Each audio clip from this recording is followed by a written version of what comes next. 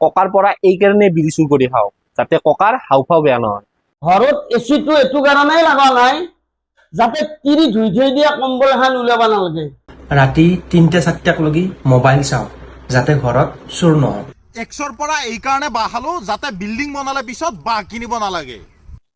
বন্ধুৰ গাৰ্লফ্ৰেণ্ডৰ লগত এই কাৰণে চেনি খাওঁ যাতে সি ধ্বংস নহয়। এই গেলা গৰমত মই এই কাৰণে গান দিওঁ যাতে ঘৰত টেংকিৰ পানী ৱেষ্ট নহয়।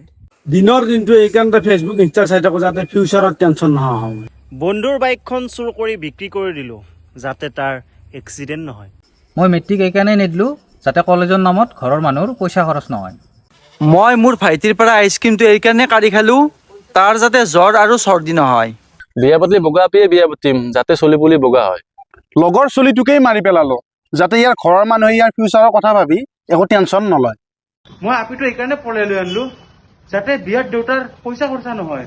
দেউতাৰ মাটিবোৰ এই কাৰণে বিক্ৰী কৰি দিলো যাতে দেউতাৰ খেতি কৰা কষ্ট নহয়।